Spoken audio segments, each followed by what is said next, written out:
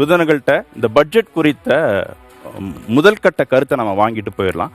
உங்களுடைய எல்லா டேபிள்லையுமே 3 விதமான ஸ்மைலிஸ் இருக்கு. அது பட்ஜெட்ல நீங்க என்ன அம்சங்கள் உங்களுக்கு உகந்ததாக இருக்கு, ஒட்டுமொத்தமாக அந்த பட்ஜெட்டை எப்படி பாக்குறீங்க அப்படிங்கிற உங்களுடைய பெர்செப்ஷனை சொல்லிட்டு நம்ம தொடங்கலாம். இளங்கீரன், பட்ஜெட்ல உங்களுக்கான பிரத்யேகமான அம்சங்கள் குறித்தும் ஒட்டுமொத்த பட்ஜெட்டை நீங்க எப்படி பாக்குறீங்க அப்படிங்கிறது குறித்தும் உங்களுடைய கருத்து. இந்த பட்ஜெட்டை பொறுத்தளவு விவசாயிகளுக்கு பெரிய அளவில் நாங்கள் எதிர்பார்த்தது வந்து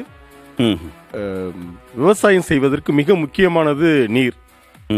நீருங்கிறப்போ வந்து இவங்க ஆட்சிக்கு வந்தப்போ என்ன சொன்னாங்கன்னா, நாங்கள் கண்டிப்பாக வந்து இந்தியாவில் இருக்கிற அனைத்து நதிகளையும் நாங்கள் இணைப்போம், விவசாயிகளுடைய வருமானத்தை நாங்கள் ரெட்டிப்பாக்குவோம்லாம் சொன்னாங்க.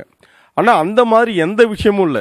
இவங்க எல்லாம் சொல்லியிருக்காங்க 300 யூனிட் மின்சாரம் இலவசமாக கொடுப்போம், அதுவும் வந்து அந்த சூரிய தகடு இது பொருத்தணும்னு சொல்லியிருக்காங்க. இது ஒட்டுமொத்தமாக விவசாயிகளுக்கு மிகப்பெரிய ஏமாற்றத்தை ஏற்படுத்தியிருக்கு. நாங்கள் பெரிதும் எதிர்பார்த்த நதிகளுடைய இணைப்பு எதிர்பார்த்தோம். ஏன்னா இந்த கிட்டத்தட்ட 12 ஆண்டுகள் 10 ஆண்டுகள் அவங்களுடைய ஆட்சி முடிய போகிற இந்த காலகட்டத்தில் கூட அவங்களுடைய முதல்ல சொன்ன எந்த சின்ன விஷயத்தை கூட விவசாயிகளுக்காக அவங்க பண்ணலை. முதல்ல வந்து நாங்கள் எதிர்பார்த்தது அடுத்து வந்து கடன் தள்ளுபடி. ஏன்னா பல ஆயிரம் கோடியை வந்து பல்வேறு பன்னாட்டு நிறுவனங்களுக்கும் கார்பரேட் நிறுவனங்களுக்கும் தள்ளுபடி பண்ணுறப்போ விவசாயிகளுக்கு மிக மிக குறைவான தள்ளுபடியை நாங்கள் இந்த இதில் பண்ணுவாங்கன்னு எதிர்பார்த்தோம். ஓவரால பட்ஜெட்டை எப்படி மதிப்பீடு பண்றீங்க?